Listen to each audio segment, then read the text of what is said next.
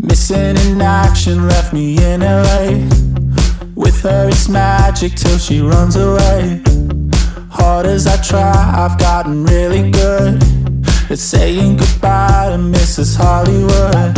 She don't know what she does, the movies aren't enough, cause they don't make them about us. No. I'm just dancing with luck, or has she moved out of love? Maybe I'm being too much. She's always MIA, way out in California. What can I say?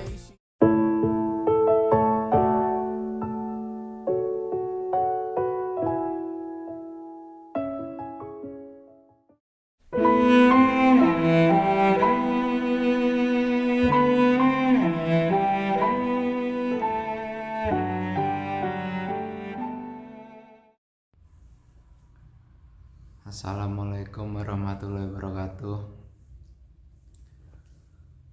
Ini tanggal 12 Agustus 2024. Ini baru udah lama banget nggak sempat bikin video, upload video. Ini baru sempat. Jadi setelah kapan terakhir upload video apa nge-share video itu udah lama banget ya. Jadi ya gak tahu, mungkin udah garis tangannya Allah dan hasilnya Allah, baru sempat sekarang, sibuk banget.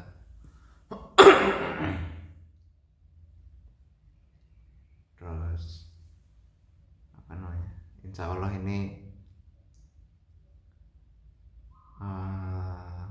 upload besok pas nganter Oyang ke rumah sakit Aisyah Bojonegoro, mau kontrol habis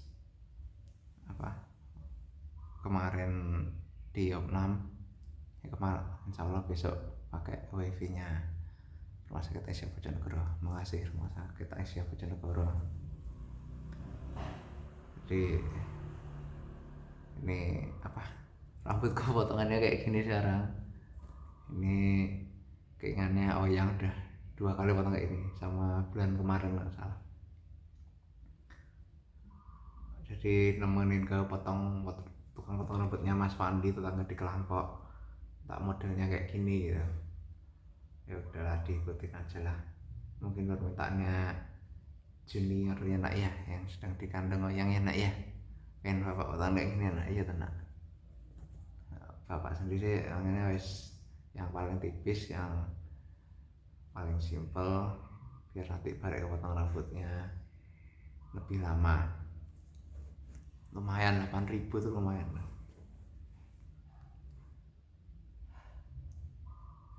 Nah hari ini wah nggak ada dek, siang pagi sih sebelum luhur lagi mau masak tuh Oyang tuh. Luhur, sebelum luhur habis kerja tuh lagi mau makan siang udah diambilin Oyang. Mau makan siang habis luhur, habis kerja sebelum luhur makannya kan sekitar jam 11-an. Sejam udah disiapin Oyang mau makan siang, tiba-tiba datang lagi orang Salim ke sini. Aku habis itu aku udah pusing kepala, sarafku udah.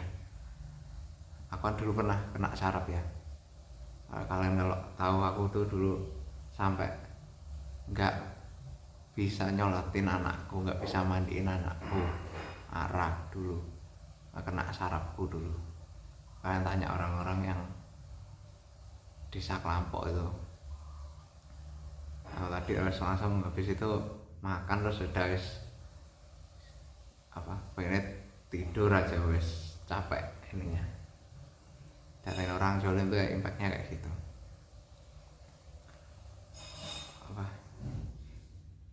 adik baru bangun terus luhur terus ngasar. Jadi aku tuh bukannya istilahnya enggak, aku tuh minta memaafkan itu susah, tapi aku harus karena di ajaran agamaku kayak gitu. Cuman ya silahkan bertobat dulu, tunjukkan bukti tobatnya dulu gitu loh. Tak buka pintu maaf tertinggal dari pihak-pihak orang-orang zalimnya itu yang mau bertobat apa enggak gitu. Nanti salat tobat yang pertama tak munculkan di sini ya, biar enggak ada alasan lupa atau enggak ada alasan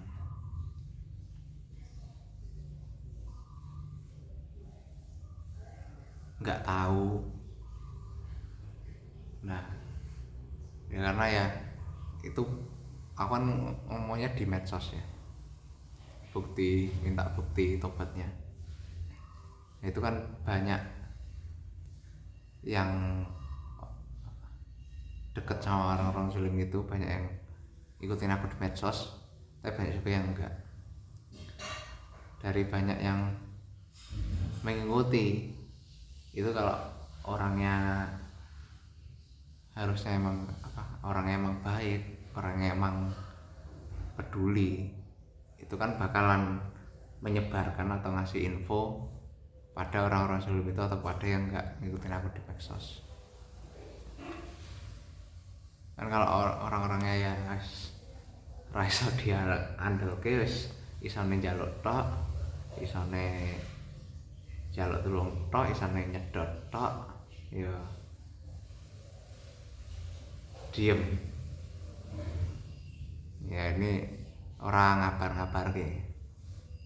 Ya ini salah satu usahaku buat ngabarkan pada orang-orang zalim, biar nggak lupa tak taruh di sini. Ini menit berapa nih?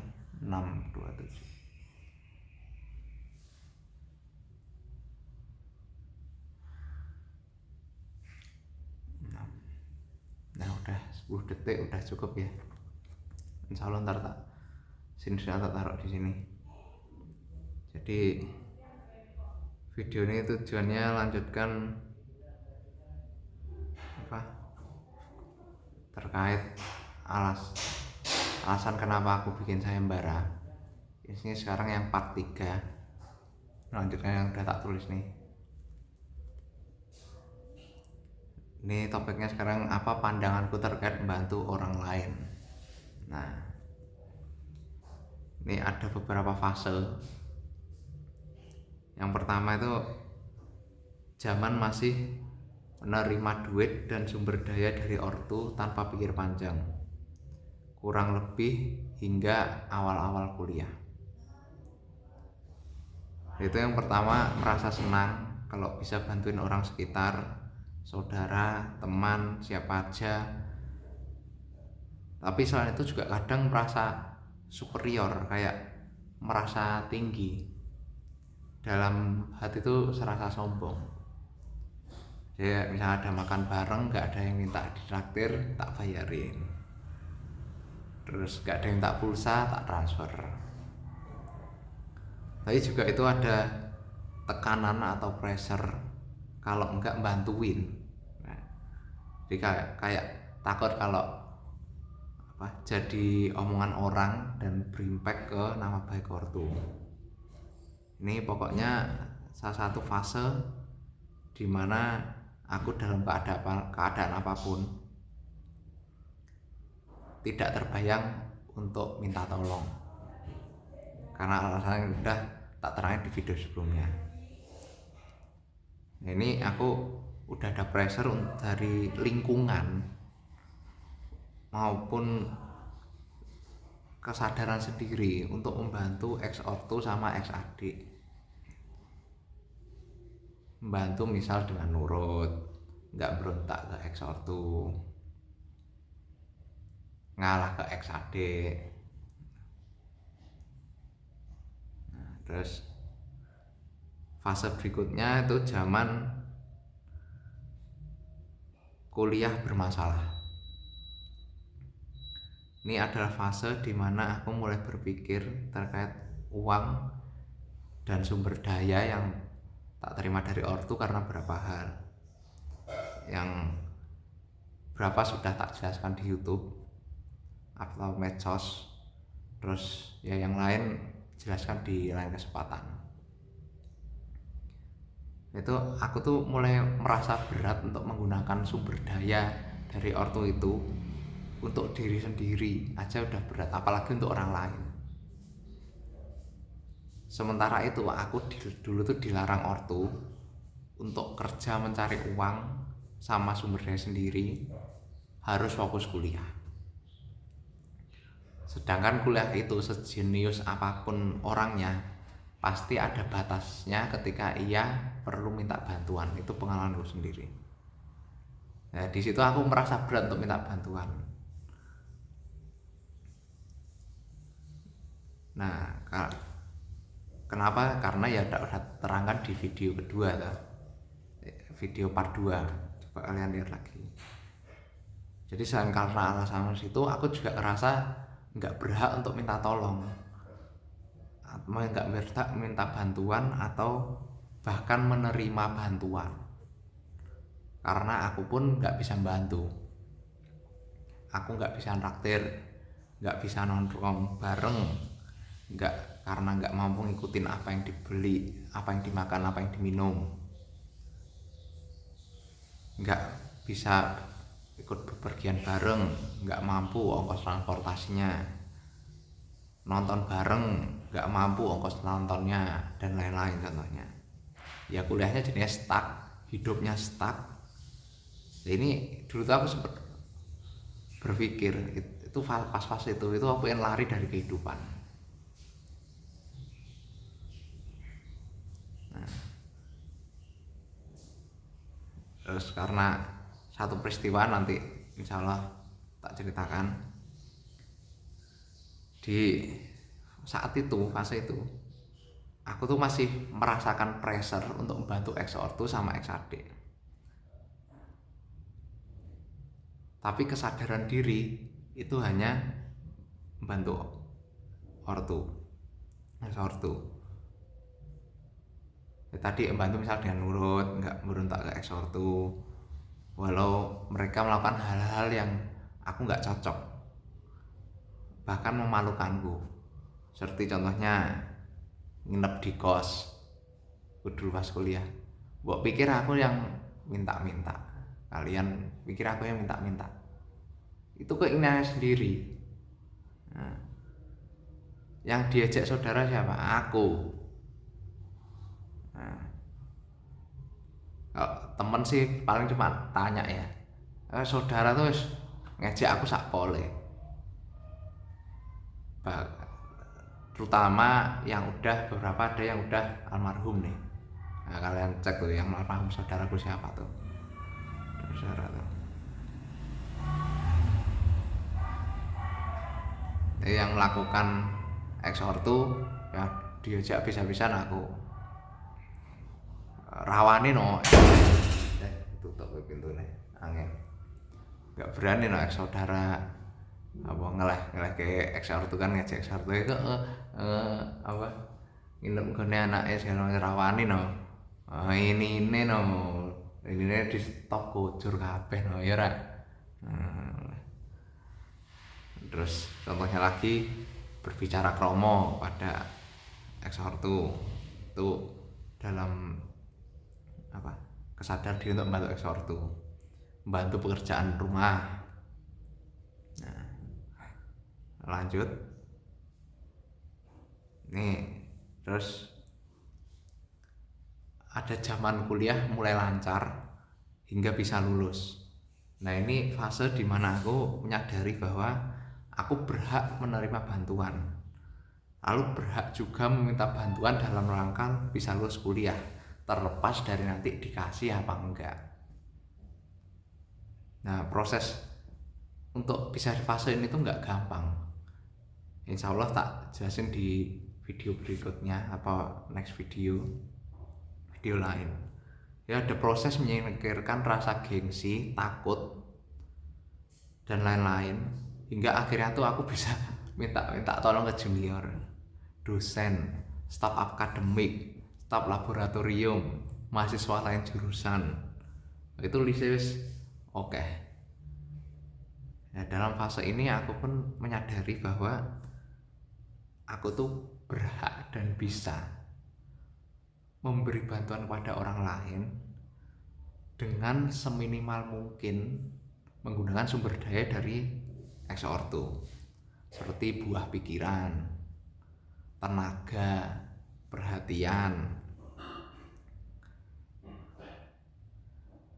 dan lain-lain.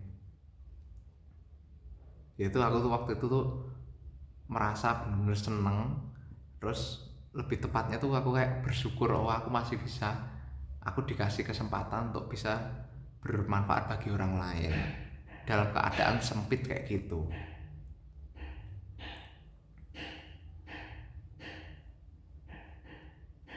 Nah tapi di saat itu tuh, ntar mungkin ceritanya disambung lain kali.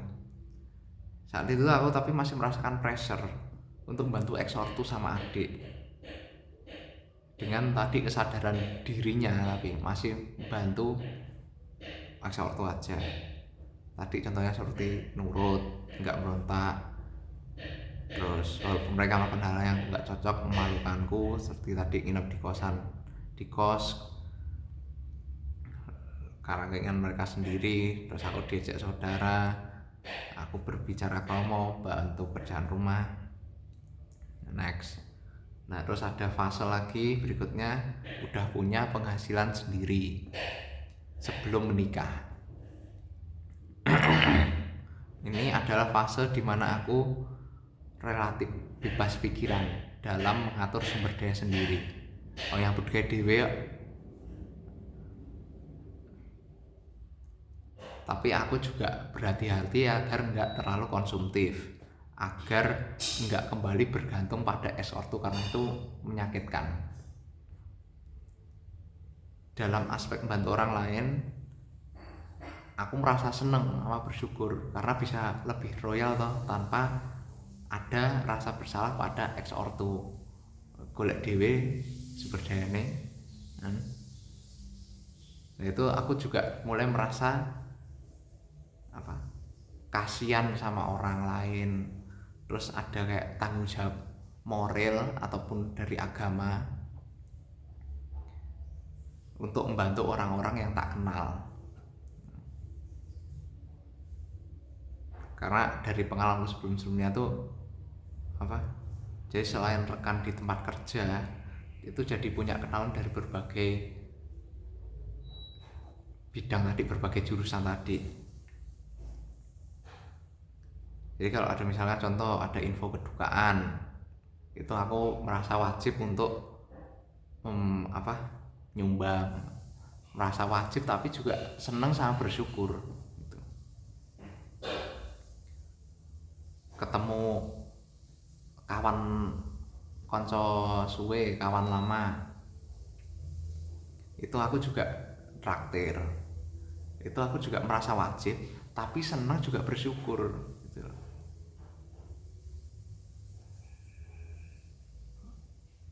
Setiap kali aku mudik apa pergi keluar kota, aku bawain oleh-oleh buat rekan-rekan kerja, itu aku merasa wajib tapi juga senang dan bersyukur. Ono duite nggo iso golek dhewe. Jadi ini terus walau dalam hal profesional itu aku mulai agak terbuka untuk menerima dan meminta bantuan. Tapi di fase ini aku tuh masih susah menerima atau minta bantuan terkait hal pribadi. Profesional tuh maksudnya urusan kerjaan ya. Nah di sini tuh aku udah nggak terlalu merasakan pressure dari lingkungan ataupun dari diri sendiri, sadar diri untuk membantu ex ortu dan adik. Yaitu karena aku setelah bertahun ibaratnya setelah bertahun-tahun akhirnya mendapat seneng sekali gitu loh, mendapat kebebasan untuk mandiri dari keluarga yang penuh kekangan. Sampai tak sembunyikan rekeningku sama alamatku ngekos ngotak tak sembunyikan. Aku rekening lama tak tutup semua, aku bikin rekening baru. Prinsipnya cuma ketemu ya pas aku pulang ke rumah.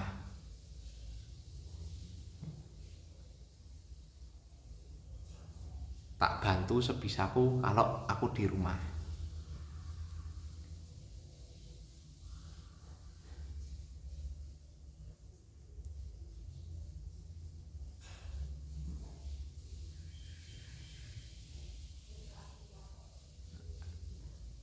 Terus ada satu kejadian, mungkin nanti insyaallah cerita di lain kesempatan. Ini udah berapa menit nih? 20 menit. Jadi itu aku di fase itu tuh aku sampai bisa nggak ya berpikir aku tuh, bisa nggak ya pas nikah itu nggak perlu wali gitu. Bisa nggak ya pas nikah itu nanti punya ngurus dokumen-dokumen nggak perlu ex ortu gitu. Aku nggak mau ada hubungan.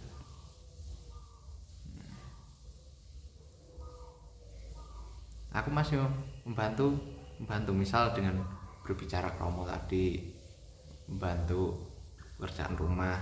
Tapi waktu itu tuh aku mulai memberontak kalau aku dipaksa akan hal-hal yang gak sesuai sama nilai-nilaiku.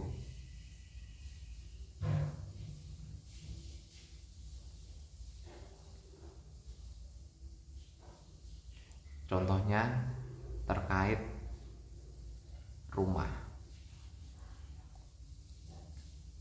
Jadi dulu tuh ekspor mau beliin rumah yang sesuai keinginan mereka, tapi aku nggak mau. Aku punya kriteria sendiri. Kalau itu aku pokoknya ntar cerita di lain kesempatan. Pokoknya aku nggak mau dipaksa menerima sesuatu yang aku nggak sesuai sama nilai-nilaiku. Oh iya, terus terkait bantu lah tadi, membantu baca Al-Quran. Ortuku tuh dulu masih baca Iqra, mungkin sampai sekarang masih baca Iqra, belum sampai Al-Quran. Aku pulang ke rumah tak ajarin tuh baca Iqra gimana, huruf-hurufnya, videonya masih ada kalau mau ntar di share.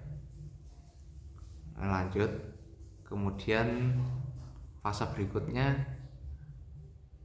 zaman pra menikah sama setelah menikah, dimana kedua-duanya itu sebelum kami dizolimi habis-habisan.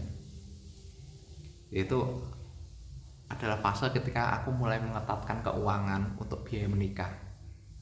Setelah menikah, bahkan persiapan jika telah ada anak nantinya, sekolah anak, modal usaha jika pensiun, dan lain-lain.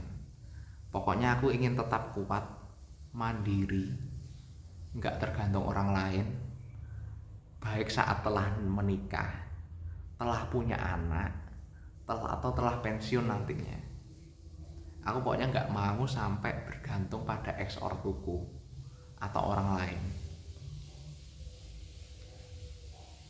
Nah dulu aku juga bertekad nih, pas sudah menikah nggak mau KTP-nya tuh Sukoharjo atau Solo, yang notabene wilayahnya ex ortuku. Itu sampai berantem tuh dulu sama ex ortu tuh, debat lanjang itu. Sampai bawa ke istriku sampai nangis. Tuh buat cerita nanti lain kali lagi. Tapi dulu mereka tuh maksudnya agar urusan dokumen-dokumen mudah, dibantu oleh mereka atau channel mereka. Ya aku nggak mau, mending aku KTP-nya Jakarta, tempatku kerja, Bojonegoro, tempat asalnya. Oh iya, karena yang pertama aku nggak mau ngerepotin ortu. Kedua, nggak mau jadi orang yang nggak tahu ngurus ini itu. Contohnya terkait masalah dokumen-dokumen kependudukan kayak gini. Ya pikiranku apa? Ortu kan apa? Semua manusia nggak akan hidup selamanya. Yaitu kalau masih ada ortu, kalau nggak ada gimana? Aku luntang-lantung nggak ada ilmu, nggak ada experience. Terus channel ortu emang bakalan mau bantuin aku kalau ortu udah nggak ada, orang masih ada dia nggak mau kok. Nah, terus ya kalau aku ada duit, kalau nggak ada gimana? Pokoknya aku harus bisa hidup tanpa ortu itu tekadku. Apalagi kalau udah ada tanggungan anak istri. Pokoknya aku tuh dulu udah mempersiapkan semuanya biar aku siap hidup tanpa ortu, dari sisi finansial, ilmu, experience dan lain-lain. Nah, kebetulan di fase ini cakupan orang yang tak kenal tuh lebih banyak lagi dari fase-fase sebelumnya. Dalam variasi ada yang kenal, sedikit kenal, sangat kenal, emang harus kenal.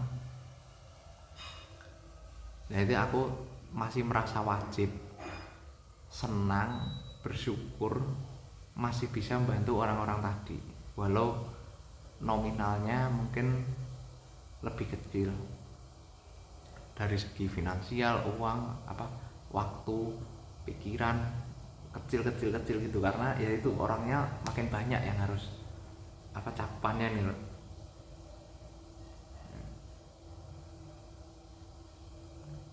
Nah, tapi walaupun aku udah berusaha, itu masih banyak orang yang belum sempat tak bantu selain doa, karena sumber daya gue terbatas dulu. Aku tuh dulu juga rasa kasihan sama wajib membantu tapi nggak bisa, jadi di hati juga nggak enak. Jadi aku tuh dulu sedih, sehingga aku tuh senantiasa berusaha menambah sumber daya, entah dari menambah penghasilan atau berhemat untuk membantu yang belum sukupan tadi. Jadi sebisa mungkin tuh ibaratnya yang tak kenal tuh tak bantu semua lah gitu. Nah, di fase ini aku masih merasa aku tuh kuat, mandiri, mampu untuk nggak bergantung dengan orang lain. Istriku kan juga udah bekerja sebelum menikah juga masih kerja dulu. Itu aku dulu bilang ke istri, silahkan nanti tetap bekerja, uangnya untuk kamu, keluarga kamu, teman-teman kamu, saudara-saudara kamu. Kalau untuk rumah tangga mana aku yang nanggung. Jadi istriku ini berasal dari keluarga ekonomi menengah ke bawah. Bapaknya udah meninggal almarhum, dan waktu itu setelah menikah almarhumah ibunya tuh sedang sakit-sakitan diabetes, bolak-balik rumah sakit. Aku bilang saat itu aku cuma bisa bantu sedikit. Tapi itu tadi, aku merasa bisa membantu, aku merasa wajib membantu, tapi nggak bisa, jadinya sedih gitu. Caraku membantu salah satunya tetap ngekos di Jakarta bareng istri agar dia lebih dekat kantornya. Aku kan kantornya dulu di Cibitung, walaupun ngekos Jakarta itu lebih mahal biayanya. Aku lebih capek PP karena jauh, sama kantorku. Tapi ya itu tadi, aku merasa wajib, kasihan, masih mampu, senang, bersyukur bisa membantu. Pengeluaran yang dekat ya pengeluaran untuk sendiri, pakaian, sepatu, transportasi, berkali-kali jalan dari kos-kosan ke tempat penjemputan bis dan lain-lain. Nah, di fase ini dalam membantu orang, aku cenderung milih orang yang belum dibantu sama ex ortu.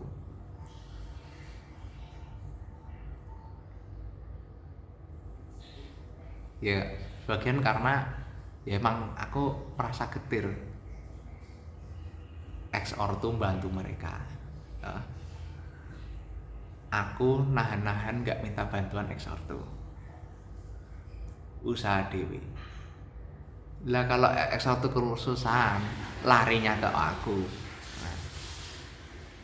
aku keluar effort sama pikiran untuk ex ortu.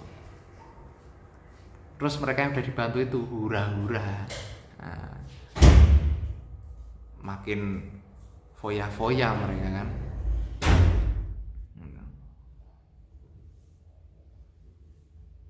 Mereka itu maksudnya yang tadi dibantu ex ortu itu.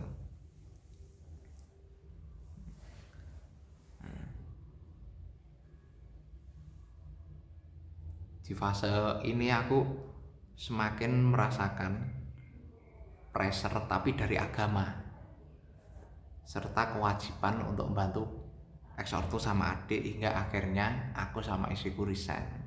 Nanti cerita lengkapnya ada, insya Allah. Jadi ini mungkin aku juga melihat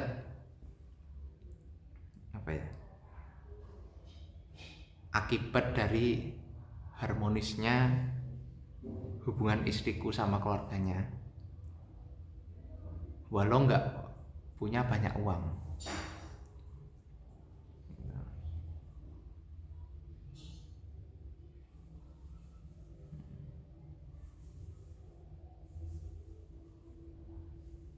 Jadi aku merasa tersentuh, pengen wah kok bisa nggak ya aku keluar sama keluargaku jadi kayak keluarganya istriku kayak gitu. Jadi aku di fase itu membantu yang orang tua ya itu masih bicara kromo, bantu kerjaan rumah, bantu baca Al-Quran, bantu lagi dengan resign, bantu kerjaannya ex ortu. Nah aku tapi di fase itu juga mulai memberontak. Aku memberontak kalau dipaksa kan hal-hal yang gak sesuai sama nilai-nilaiku. Nah sebentar, kelanjutannya belum dipindahin ke HP ini, sebentar ada tambahan berapa, bentar ya. Nah lanjut ya, sedikit aja nambahin. Jadi tadi tuh di fase terakhir itu aku fase dimana aku tuh mencari real relationship, hubungan yang nyata. Jadi aku tuh nggak mau berhubungan sama orang itu karena orang itu disuruh ex ortu, atau pengen menjilat ex ortu, melihat aku anaknya ex ortu. Aku nggak mau kayak gitu. Jadi hubungan tuh ya bener-bener lihatnya dari akunya gitu loh, bukan ex ortunya gitu. Ini contohnya, istriku dulu sebelum menikah ke rumah Gading Permai cuma sekali, nggak kayak adik-adikku nih berapa kali nih, pacar-pacarnya atau siapa berapa kali datang ke rumah. Entah apa namanya ya, itu kan ibaratnya melihatnya wah si berhubungan, wah jadi tahu kan, lihat kemewahan rumah Gading Permai kan, jadi berhubungannya malah karena wah ini anaknya orang kaya nih kan gitu kan. Jadi dulu ex pacar-pacarnya atau siapa ex adikku itu berkali-kali ke rumah, jangan salah, ditraktir makan, dianterin kemana-mana, disopirin sama ex ortu. Udah bukan pagi, siang, sore, malam bos, larut malam bos, anterin kemana makan, balik lagi ke rumah, anterin, sopirin sendiri, terus tuh anterin lagi entah kemana, buset deh gitu ya. Itu apa ibaratnya usahanya ini lihat dari salah satu sisi ya, usahanya ex ortu untuk menyarikan jodoh buat adik-adikku kayak gitu. Nggak bisa cari jodoh sendiri tanpa embel-embel X-Ortu, tanpa fasilitas X-Ortu nggak bisa ya. Udah sampai sini aja videonya, udah mau jam 5 nih, istriku juga masaknya hampir matang. Kalau ada pertanyaan mau didetailkan dari video ini atau pertanyaan lain, silahkan langsung komen aja, Pak DM di medsos bisa, di email bisa, buat yang punya nomor HP ku juga bisa, silahkan terbuka aja aku. Tapi kalau tayangnya kapan nanti video berikutnya ya nggak tahu, nunggu waktunya bikin video, waktu uploadnya, sama waktu ngeditnya, waktu nge-share-nya, waktu, energi, tenaga, pikiran, dan juga ini duitnya kalau nggak ada wifi gratis. Tapi mayoritas ini aku pakai wifi gratis, aku nggak rela kuota buat kerja mencukupi kebutuhan sehari-hari buat YouTube ini. YouTube buat pakai wifi gratis. Udah, wassalamualaikum warahmatullahi wabarakatuh. Semoga ini bisa menjadi edukasi, jadi klarifikasi buat kalian semua, buat para yang kenal sama aku lah. Itu kenapa mungkin kalian bertanya-tanya, tambahin sedikit aja ya sebelum closingnya. Kenapa kalian bertanya, misalkan aku pindah dari, contoh simpelnya aja, SD ke SMP, SMP ke SMA, SMA ke kuliah, kuliah ke kerja, tempat kerja 1, tempat kerja 2, tempat kerja 3, berikutnya. Itu mungkin ada beberapa dari kalian atau banyak dari kalian yang ibaratnya lost kontak sama aku. Pertama itu tadi, aku mencari real relationship, jadi sebisa mungkin nyari orang-orang yang gak kenal sama ex-ortuku. Kedua, kemampuanku terbatas untuk menjaga relationship, kemampuanku terbatas. Karena itu tadi ya, aku berpikir kalau aku harus mentraktir, harus menjamu, harus care terkait urusan misalkan kedukaan, sakit, sama orang-orang di dekatku. Jadi kemampuanku masih terbatas. Jadi yang tak mampu tak jangkau ya yang komunitas yang baru ini dulu gitu loh. Jadi misalnya SD ke SMP, yang tak ini ya orang SMP dulu, orang SD-nya